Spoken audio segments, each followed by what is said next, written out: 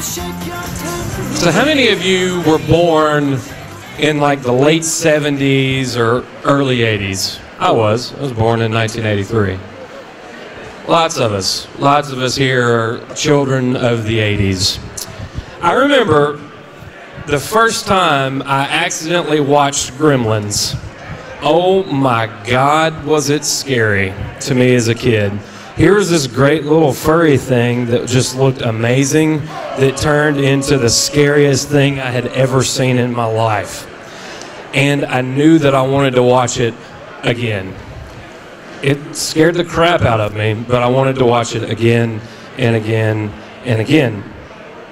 Gremlins is one of those movies that has a really cool backstory, like how it even got made is just incredible.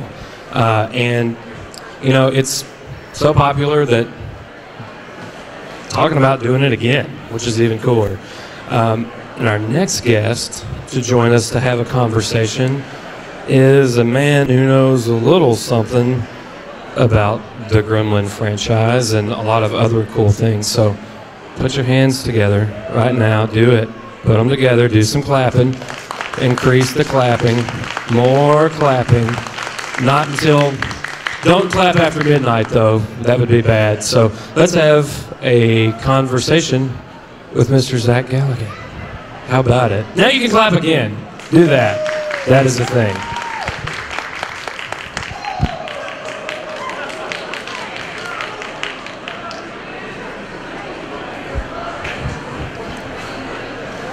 Those two things are way too close. Nope, nope. You can't do that. That would be bad.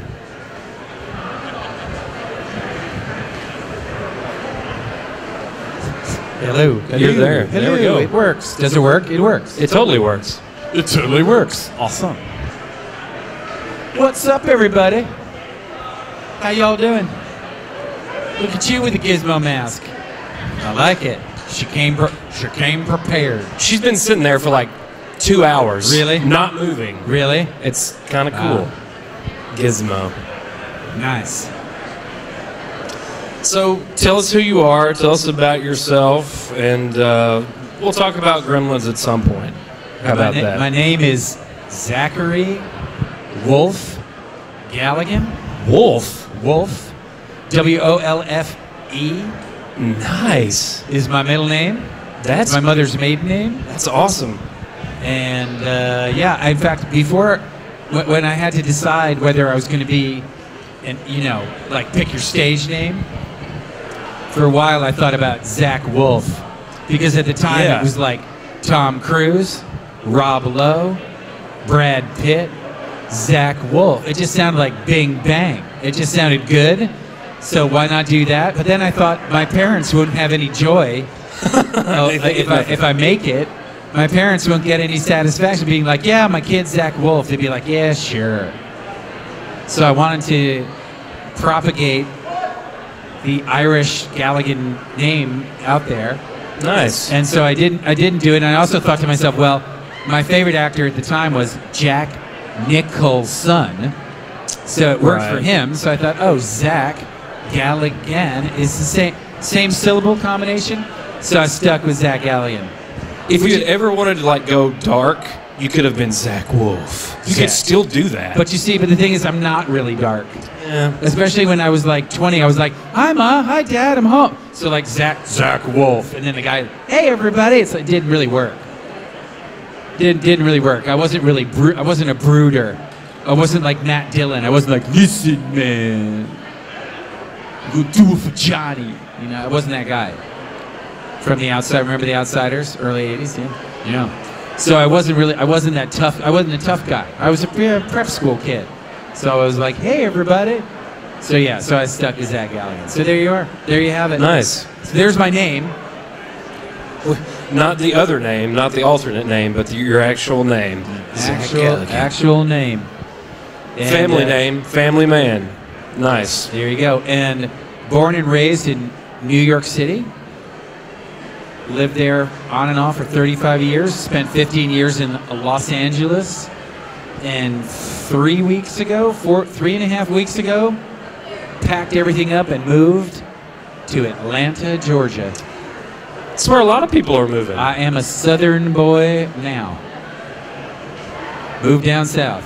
How do you like it so far? So I can honestly say, even after living down in Atlanta, really south of Atlanta, for 3 weeks, I can tell you, it's probably the smartest decision I've ever made. Oh, yeah? Yeah. Nice. Because I just traded in my 800 square foot apartment for a 4-bedroom house. Yep. And saved $150 rent per month. So you can live real good down in Georgia. That's right. In comparison to NYC.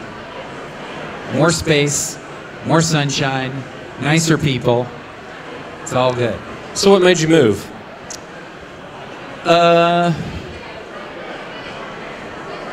Just tired of living in a place with people on top of me and underneath me and to the side of me, and just too dense, too many people. Right. I just wanted to get out.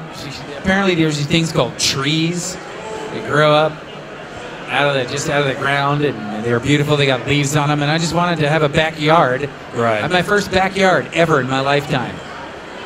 Wow. I wake up every morning and I'm like, I can't believe it. It's awesome. Nice. Yep, it's pretty sweet. So how did you get started in acting? What sort of set you on that path? Well, I was kind of a natural ham when I was a kid. That people would see, people would be like doing stuff like this, and I'd be in the audience, and people would say, we need a volunteer. And everyone would raise their hand. I wouldn't even wait for them to raise my hand. I'd just run up and do it. People be like, you have to raise your hand, young man. And I was like on the stage going, well, I'm here, so what are you going to do? Kick me off? When I was like 7. Nice. I was like super precocious and stuff. So I would always get up on stage anyway. So I started doing school plays. And then when you do a lot of theater in New York, especially Manhattan, you have these people called casting directors who are looking for people to be in films and TV. And if they're looking for a 17-year-old boy, they're going to come to your high school because it's right down the street. Right. And if you're even a halfway decent actor, they're going to say, so who are the halfway decent actors in your school? And then they'll come and either watch you in a play, or they'll just have you audition for something. They'll give you a couple of pages of the script, have you go look at your lines for 10 minutes, memorize, try and memorize it or learn it or just kind of know it well, have a little bit of a game plan, and then go in the room, do an audition, and see whether you're sort of what they call a quick study. Good at what they call cold reading, right? Cold reading is when you don't know the material, you look at it, and in 5 minutes you can make it sound kind of good. That's called being a good cold reader. So casting directors came in 1980, 81, back before we had electricity and just had the horses and buggies and everything like that. How anything worked, I don't know. I don't know. It was pre-internets. So how are you gonna figure that out? One day it won't even exist in people's minds. Didn't even exist, yeah. The only thing we had on computers was that Pong game, where it's like the 2 paddles, you play ping pong. So anyway, so the casting directors would come in and they were like, do you want to try out for a movie? So I was like, sure. So I tried out for a couple of movies and came pretty close. And one of the casting directors said to me, you ever thought about doing this as a career? And I was 17. I was like, what? And I was like, yeah, kind of. Because I had kind of rolled the idea around in my head a little bit. And so she said, well, I think if you got more auditions, you'd probably eventually get a part. Because you're only getting about 2 auditions a year with me coming by your high school. And I said, that sounds awesome. How do I get more auditions? And she said, well, you get an agent. And I said, what's an agent? She said, that's someone who gets you more auditions. Right. And I said, well, how do I get one of those? She said, well, most people have to work really hard, but I'll just make a couple of phone calls and set up a couple of appointments for you. And if you go to those appointments on time, my guess is one of them probably want to sign you. Something will work out there. So I went and I signed and started auditioning. I booked my first job in 30 days. I booked my first lead in a movie in 10 months. And 35 years later, I'm sitting here in Jackson, Mississippi in front of y'all. That's awesome. There you go. What was it like as a 17-year-old kid to just have this sort of come out of nowhere? Well, because it happened so fast, and I was so young and dumb, I didn't really have much time to process it. I just kind of did it. Right. Just kind of put my head down and did it. And then, after you booked this job and did that thing and blah, blah, blah, blah, next thing you know, you're walking into restaurants and people are like, aren't you the dude from, and I'm like, yep. And then That's suddenly you me. go, wow, what it all happened very quickly for me. I went from being a complete unknown to being reasonably known in about 2 years. So it was a lot of big changes, and it really kind of put the zap on my head.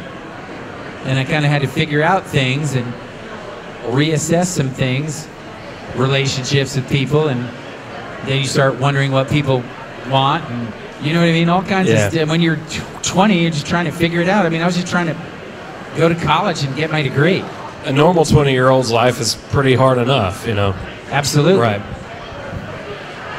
Yeah, so it was a big adjustment at first. I mean, I'm not going to complain about it completely because there was some great stuff about it. I mean, the money was good, and at first the kind of recognition was cool, but then you realize there's no off button. So if you're like, oh well, that's cool, now I'd like to go back to being anonymous. There's no way to go. Thank you. There's no way to go there's no way going back. And that was before the internet.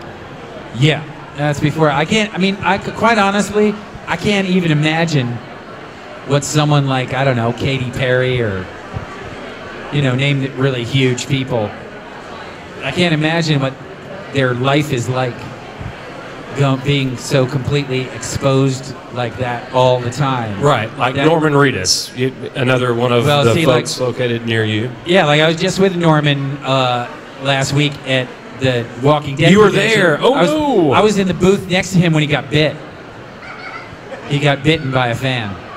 Got a little overzealous. It's like, no, that's what the zombies do in the show. You don't bite Norman Reedus at a photo op, knucklehead.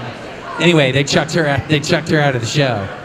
But I can tell you right now, I mean, I'm not trying to put words in Norman Reedus' mouth, but it seems to me like it's gotten bigger than he ever thought it would be. Right. Like, he seems to be kind of like,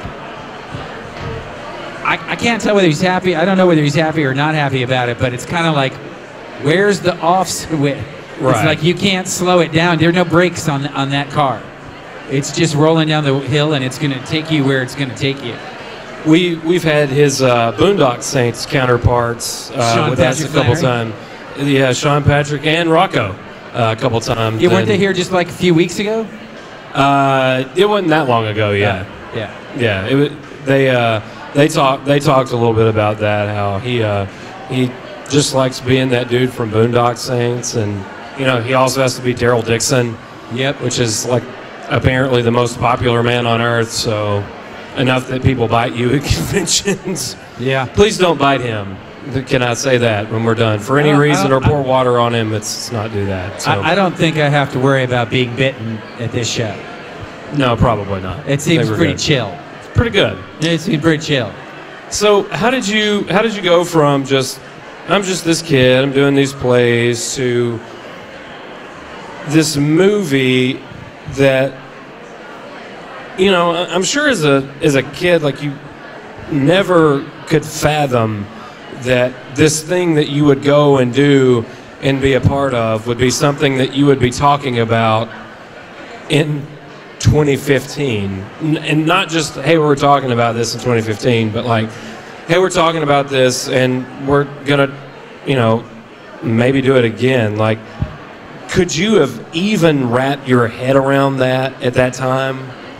Well, I mean, I really believed at the time the movie was going to be successful. Right. I definitely thought it was going to be successful. But I did not think that 31 years later, I mean, nobody could really foresee, first of all, the growth of these conventions.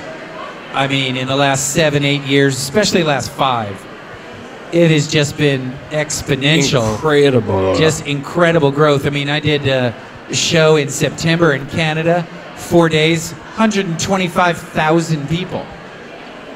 That's a lot of people. That's a lot of fun. That's a lot of people. I did a show in Salt Lake City last year with Sean Patrick Flannery. In Salt Lake City, On Easter weekend, Thursday, Friday, Saturday, in the Salt Palace, 110,000 people.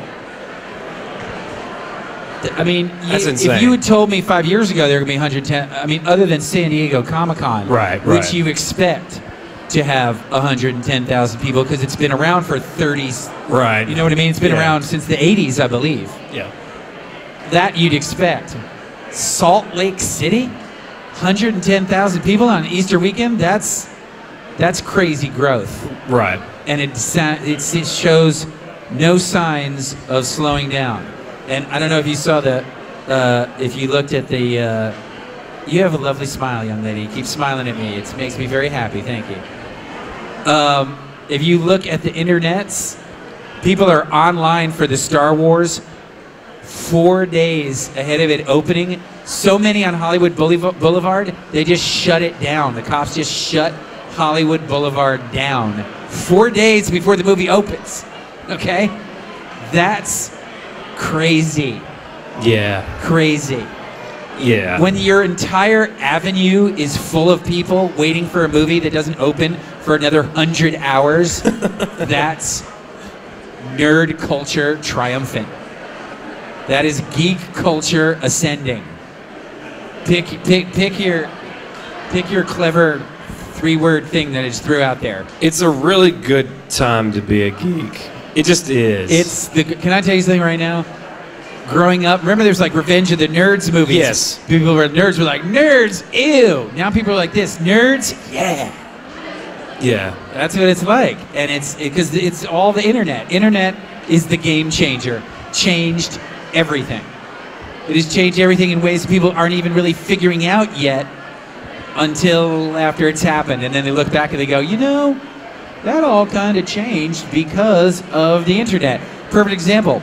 I would never have moved down to Atlanta if it wasn't for the internet, because almost everything I could do in New York, I can do in Atlanta too because of the internet. I don't need to be in New York to do social media. No. To go to parties. There are no parties anymore. No. Now it's Twitter and Facebook and Instagram. It's a virtual party.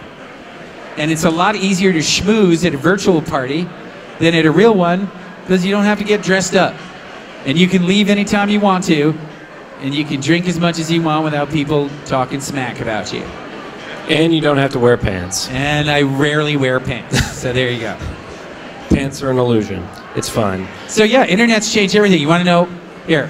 You want to know something interesting about how the internet's changed me the perception of me as an actor, which I enjoy?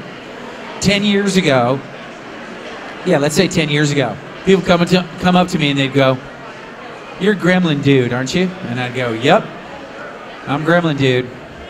And the reason why was because they would see Gremlins, maybe they'd see my name once flashed at the beginning of the credits. Right. And then they see me and my face for an hour and 45 minutes. So they have the face, and the movie, they don't have the name. But now with the internet, if you think about it, with your phones and your stuff, it's a culture that you read. Right. You're reading about everything. You're reading IMDb. You're reading this credit. You're reading about Gremlins 3. You're reading this. Now people come up to me and go, "You Zach Galligan?" I go, "As a matter of fact, I am."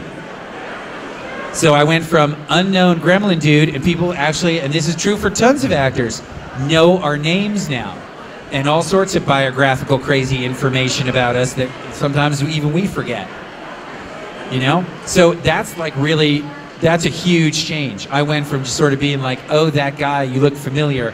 I mean, in the year 2000, people come up to me and be like, "Did I see you at the Lens Crafters?" I was like, "No." "Did y'all go to high school with me? Did you go to Buckhead State High?" I was like, "No." "Were you in Gremlins?" "There you go, there you go, Gremlins. Yeah, there you go." It's like, did you wash your clothes at this laundromat last week? No. Were you in Gremlins? Yeah, that was my favorite one was, "Did I see you in the Lens Crafters?" Yeah, that was me picking out those tortoiseshell rims. And now it's... No, dude, not in the Lens Crafters. And now it's, "Hey, Zach, I know that your favorite macaroni is actually Kraft and not the off-brand, although on Thursdays you do enjoy that sometimes." Yeah, but will you eat the bacon mac and cheese? "I will have the bacon." Yeah, everybody knows everything. It's crazy. Right. It's great. It's all the internet. So, Gremlins is I think it's an interesting story because I listened to, there was a story about Gremlins on like This American Life or Radio Lab, one of those podcasts that I heard once, where the script was just sort of there. Screenwriter had given it to someone's office, and it literally was one of those that just sort of got picked up on the way out the door for someone. You know, I wonder how many of movies like that there are that never just made it anywhere, because in the 80s people just had to take a chance. I have to take a chance at this story about this guy and this pet that he thinks he's bought is going to fly with, filmmakers. Is it different now that you're not just doing acting, that you're doing other things? Is it different for you now that you're outside of that than it was? How different is it from when, you started in the business? How different is what aspects? Just how the whole thing works. I mean, because as a kid, you came in and you were in this movie and there was this whole big long process and a lot that you didn't know, but now it seems like stories can be found almost anywhere, Yeah, I mean, in many ways, everything is still, the fundamentals are still pretty much the same. An audition is still an audition, although one of the cool things about auditioning now is back in the 80s, you'd have to go and pick up the script, right? There's no email. So you'd schlep all the way downtown, you'd pick up a script from a box, you'd take it back home, then you'd read the script and you'd learn it, then you go down to the office, step into the room, get put on a, kind of a cruder version of that, get put on tape, or do it, then you get called back a second time. And then maybe you get called back a third time. That's like 4 or 5 trips to do one try out for one movie. Now, you get an email, hey, you're trying out for 4 episodes of Walking Dead. Here's the script, put yourself on tape. So you go into your next room, right? You got an HD camera, you learn your lines, put yourself on tape, edit it, copy it, paste it, put it on the email, send it back to the office. I don't have to leave my house to audition for something. So there goes the 5 trips. There goes the commuting. In LA, it was crazy. You get 4 auditions the same day. One would be in Culver City, that's 20 miles away. One would be in Santa Monica, that's 10 miles away. So you're driving for 7 or 8 hours to go into different rooms with people to try out for different pilots and movies and this things and that things. Now most of it is all just done from your house. So commuting, thanks to the internets, not to beat this dead horse over and over again, thanks to that, it's just all changed. It's all changed, but the fundamentals remain the same. Got to give a good audition, got to be right for the part, got to look good. And if one of those 3 things isn't happening, you ain't happening. Nice. So dropping the mic. Boom! It ain't happening. Talk a little bit about your time on the set of Gremlins and your interactions with the cast. What how you felt at that time about the story, and sort of how that's still relevant today. Well, how I felt. I mean, even though I had done a few things before, I felt when I got cast there had to be some kind of a mistake.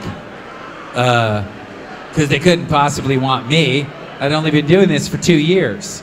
In the first couple of weeks that I was shooting Gremlins, I'd wake up every morning in a cold sweat at about 6:30, thinking to myself, there's no way I can do this. I can't go and do this. I'm going to be bad. I'm not going to remember my lines. I had a real confidence difficulty. What did I have to be confident about? I just started, right? Confidence is something you develop when you gain experience. So for the first couple of weeks, I was just petrified I was going to get fired, And but I just went in, smiled, like everything's fine, thumbs up, feel great, and I'm 19 years old, never been to California, 3,000 miles away from home, by myself, in a house they put me up in, and now I got to learn the lines by myself. Don't know anyone in California, can't drive, I'm from New York. I'm just stuck in my house, learning my lines and hoping I don't get fired, and just trying to not to alienate people and not to get fired and do my job. that was the first couple of weeks. And then gradually, people start coming up to you and saying, oh, we saw the stuff and it looks good. Wow, the scene with you and Gizmo where they give it to you as the present turned out great. You and the dog seem to have a really nice rapport. It's very believable. Then Spielberg comes up to you and is like, nice job, young man. You're like, okay, maybe I can actually do this. If one of the greatest filmmakers of all time is like, hear great things about what they're seeing, and I hear the great stuff about blah, blah, blah, blah. So then you get a few compliments, and suddenly a lot of the fear goes away, and you start to have fun. So for the last 3 months of the production, you know, I had the time of my life. It was unbelievable. You can finally relax and go, okay, I can do this. I belong. I'm part of the club. No one's going to come and say, excuse me, young man, can I see your credentials? You clearly snuck in here and didn't belong to be in here. Didn't deserve to be in here. And had a great time, you know, and the cast was great. I mean, little Corey Feldman's 11 years old, totally unknown, always challenging me to video games. And I'm always beating him, because when you're 19, you'll beat just about every 11-year-old at video games. And, you know, Phoebe was great. She's young, beautiful, fun to be with, absolutely gorgeous without a stitch of makeup on. You know, it was just really good times. A lot of fun. Very hot. I mean, we shot in the summer, and if you notice, I'm always wearing a parka, right, and like a blazer, and then a sweater, and then a button-down shirt underneath that. It's like 4 or 5 layers. It's 110 degrees outside in Burbank, and fake snow. It's all, if you look closely, it's all sand. It's all white sand, 90% of it. So they had to kind of like, they were constantly mopping my brow because, you know, it's 100 degrees out and you're wearing 5 layers and trying to look like you're cold. It's kind of a challenge.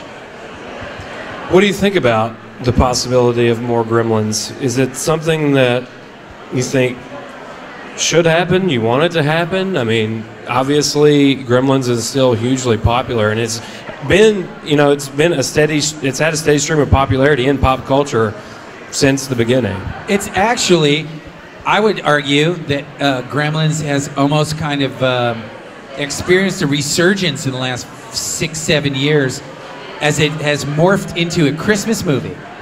Yes. A lot of people watch it as a Christmas movie. I have people come up to me and they say, they come up and they like, we watch your movie every Christmas Eve, or every Christmas day.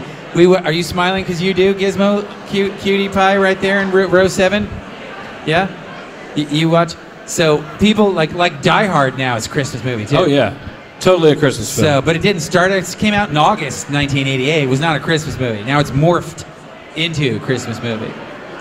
So Gremlins 3, so here's the thing. I just had a real interesting experience with social media and just the media in general over Thanksgiving Day weekend. I went to London and I did exactly what I'm doing here, a Q&A.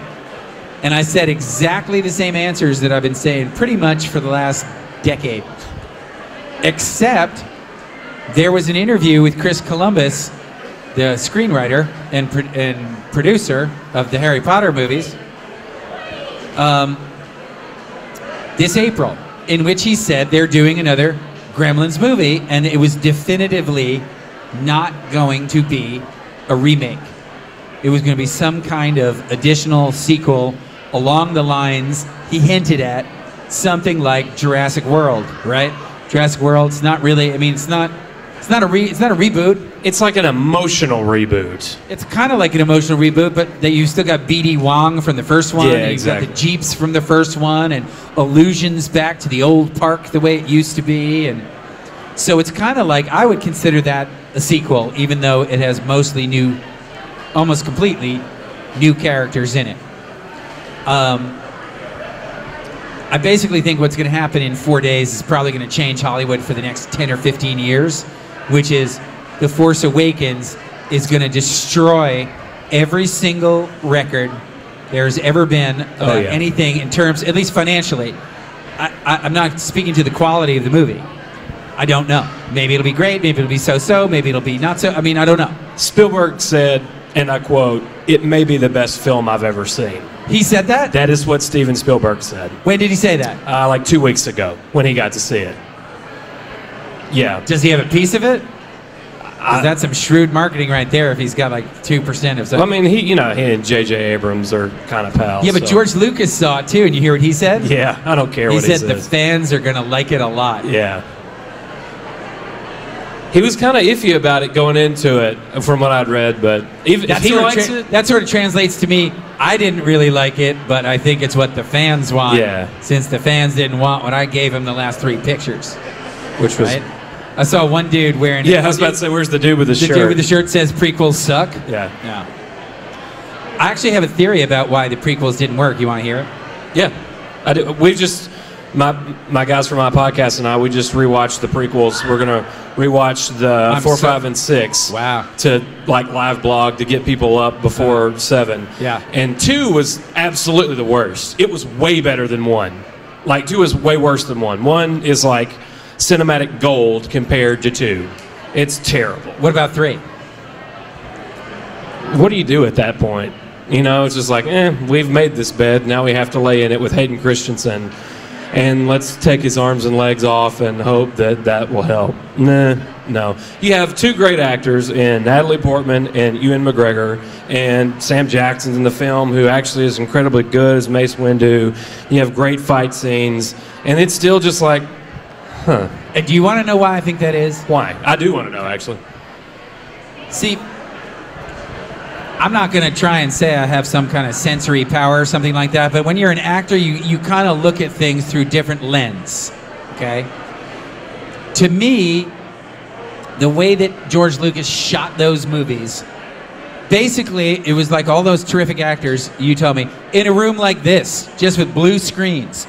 There's no cities. There are no cities. There are no creatures. There's no this. There's no that. It's all put in later. Okay? So, having worked with this little guy right here, and having actually not worked with CGI, but having him in my hand, in front of me. Okay, didn't sound like Howie Mandel until later, when Howie Mandel came in. But having a little thing in front of me going and making those cute little mechanical sounds was incredibly helpful as an actor, because there's something you can connect to it, right? I don't have to imagine Gizmo. He's right there, and he's moving around. So it just takes a little tiny bit of a leap of imagination to make it seem like I have an actual connection with an actual thing. Are you with me? Okay.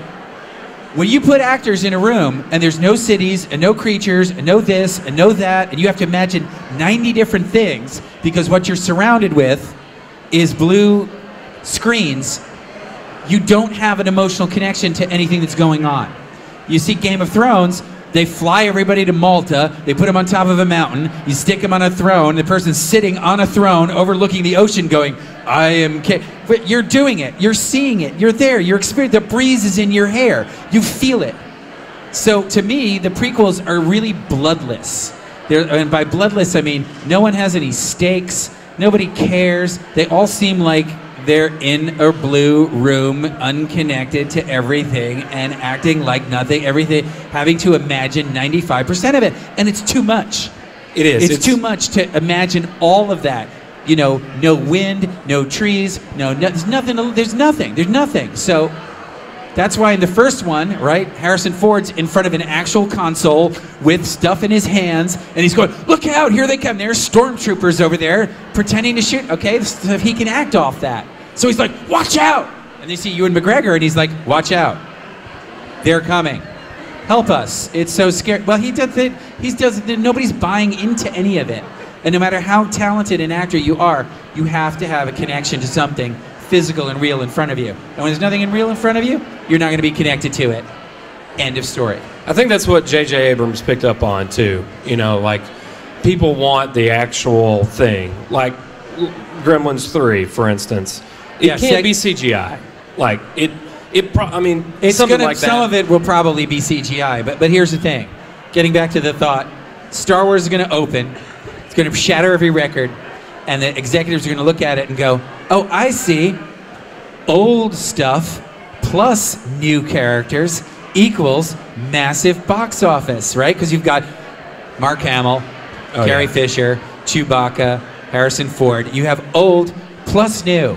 So they'll stop making these remakes that no one wants to see anyway. No one wants to see, Total Recall redone. Nobody wants to see RoboCop redone. It was perfect the way it was. And what they'll see is, if you want really have something successful, you marry the old with the new so that there's something for the old people and something for the new people, something for everybody. That's what's called good business, knuckleheads. And they'll figure it out. And my guess is that Gremlins 3 hopefully will have something old plus something new.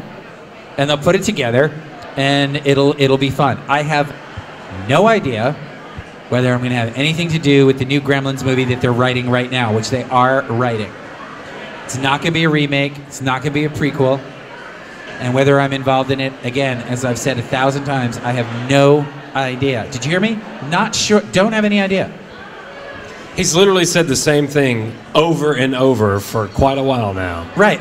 But then I did the thing in London, and it was like, Galligan says he's in Gremlins. And I said, I never said I was in it. All I did was repeat what Chris Columbus said, which is they're making a third one. That's what they're doing. So it's on IMDb. It's not a mystery. You can look on your phone, and it says Gremlins, and it has the screenwriter, and it has the producers. They're doing it. Doesn't say I'm in it. So it's like I'm looking at the internet, and they're like, and then everybody was, it was crazy. Did you know that on Thanksgiving night, I was trending on Facebook, #2 after Donald Trump? It was like Gremlins 2 all over again. You see Gremlins 2, right? Daniel Clamp, supposed to be Donald Trump. Yeah. I saw that and I was like, oh God, oh man, he's not going to come to our convention. Oh wait, that's not what he's been saying, huh? Yeah. And then there were like 75 BuzzFeed articles about it too, so, Well, what happens is BBC News picks it up, then the Daily Mirror picked it up, then Entertainment Weekly picked it up, then Yahoo, then Nerdist, then this and that, and it goes viral, like they say. And the next thing you know, you're quoted as saying all this stuff that you never said in your life. So it was weird. It was really, really weird, because I'm in England and people are texting me going, you're trending, right? I'm like, what are you talking about? And then you just pull up the Facebook feed and it's nuts. I don't know. Is that worldwide? Is that America? I don't even know how they do the trending thing. It's scary either way. I don't know. Say it. So you heard it here, 742nd. He knows nothing about being a part of it. I don't. You can't misconstrue that in any way. Who has questions? I have questions about Gremlins. All right. Or anything else? The Bat Dude. What's up, Bat Dude? Future's so bright, you have to wear shades. Bright light. One of the main things about Gremlins that always weirded me out as a child, and I'm sure other people as well, was when Phoebe Cates did her speech about her father, dressing up as Santa Claus. Now, I'm sure you've been asked this before, but I want to ask you first. What really was the reasoning behind the director, leaving that in the movie? I realized she hated Christmas, but it just seemed so out of place. Well, if you've seen Gremlins, it has kind of a mean streak sense of humor through it. One of the biggest laughs in the movie is when a little old lady goes flying through a window. So it's kind of a dark comedy. And this is just more of an example. She hates Christmas. We don't know why she hates Christmas. And it's kind of like a massive, huge setup for a big, sick joke that is designed, quite honestly, to make everybody in the audience go, is that should I laugh? Should I not laugh? Is that funny? Or is that sick? It's designed, the whole movie is designed to perpetually throw off your expectations and make you kind of have trouble with what the tone of the movie is, right? Because sometimes you're laughing and other times you're like, that's really unpleasant. Oh, now that's hilarious. Oh, that's cool. Oh, that's kind of ugly. Why did they do that? Oh, now that's hilarious. So it's Joe Dante likes to kind of jerk his audience around and make them feel a bunch of different things. That's kind of who he is. And it was very unlike other movies out at the time, like very good, feel good. I'm John Hughes and this is my film, and that's not like that at all. which I think is why a lot of people can't connect with it. Questions. Questions. Anybody got a question? See ya, bats. Have a good one. Here we go. Here's a question. Q&A is like the dance floor. Like no one gets up, and then someone gets up, starts dancing. The next thing you know, dance floor is full. Everyone gets up. What was Yes, it sir. like working with Christopher Lee? What was it like working with Christopher Lee in Gremlins 2? It was pretty amazing. It was kind of surreal for me, because I grew up on horror movies, and I loved watching him as Dracula. For me, he was the man with the golden gun, right? He's Scaramanga and James Bond. Yeah. He was so cool. I mean, wow, look at that. That's some cosplay right there. Huh. Dude's got Christmas lights on his stuff, too. On his stuff. That is pretty impressive. I see a lot of cosplay. That's pretty impressive. The small one is kind of unnerving for some reason. Yeah, it I think is. it's white. Well, here's the thing about Christopher Lee. I don't know if most people know this. Was, God rest his soul, Guy is just amazing. passed away. So sad, but he was like 92 or something Yeah. like that. He was 6'5", so he was a very tall, thin, elegant man with impeccable manners. Incredibly polite, extremely generous, very funny, despite his kind of, people, because he's tall and seems like he's maybe a scary dude, but really a very gentle man in addition to being a gentleman, but a really kind guy. And the nice thing about it was Gremlins 2 was his 200th movie Oh my gosh. that he'd ever done. So we got him a nice cake. And if you ever want to kind of get choked up, watch a 6'5" English horror legend get kind of misty when you bring him out a cake for his 200th movie. He got a little bit in that very sort of stiff upper lip English way. He got a little bit, obviously, kind of choked up at the achievement and at the fact that we recognized it, and was very humble with his low, rumbly voice and just gentle and kind and shaking everyone's hand. I mean, he was kind of like, he doesn't look like a teddy bear because he's so tall and thin, but he was kind of a really kind of a sweetheart. He was a good guy, and we had a lot of fun. Him and me and Bob Picardo, who played Forster, the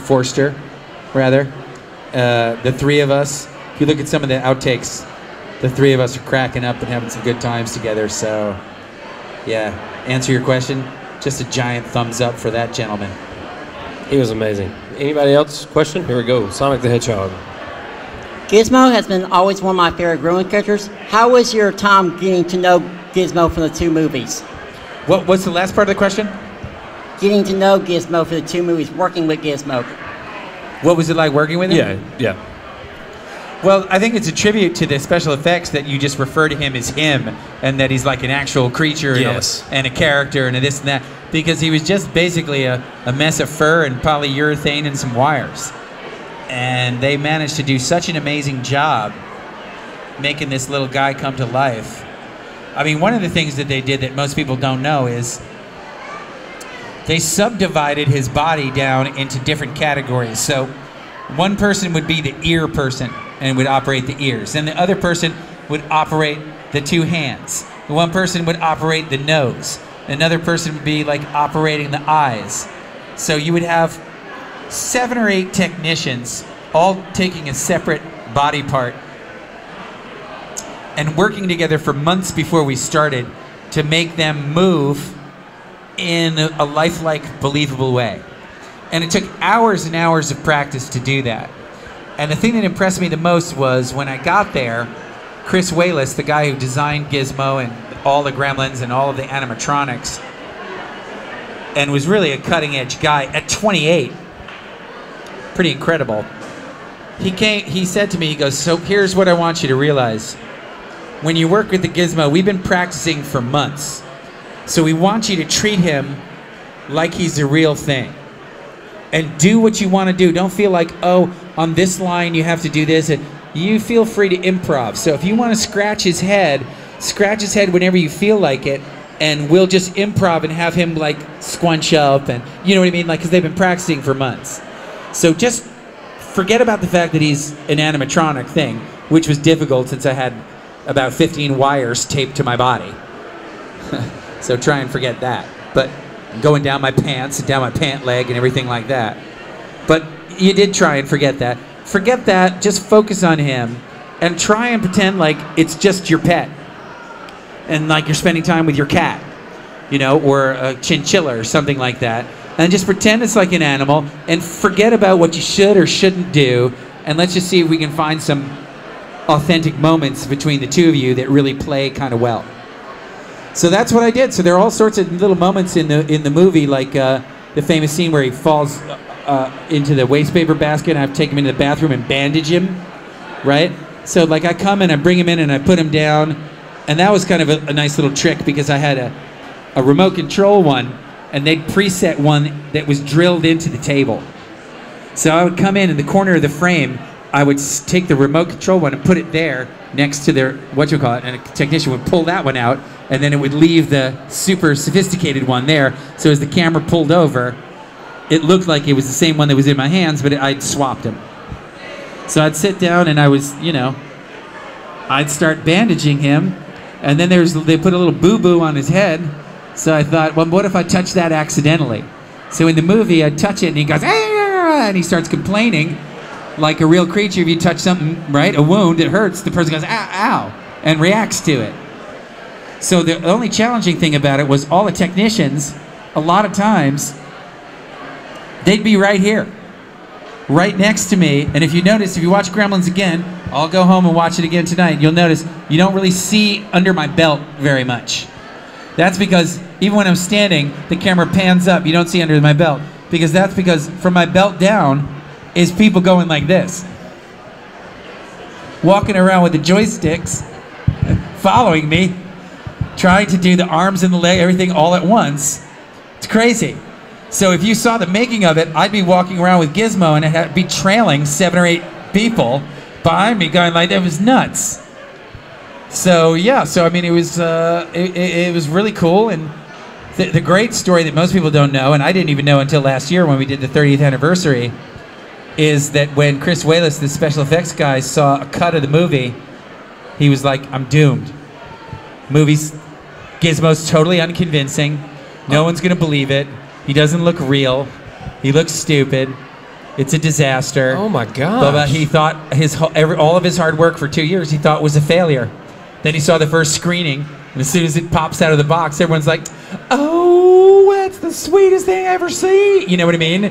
And he realized that he's gonna have a huge hit. But they were terrified. They thought it was gonna be a bomb, and that nobody would think Gizmo's cute. And let's face it, 31 years later, can you think of something that is cute-er than this? Maybe there's some things that are as cute as. But in the last 3 decades, they have not come up with anything that's noticeably cuter than this dude. Right, buddy?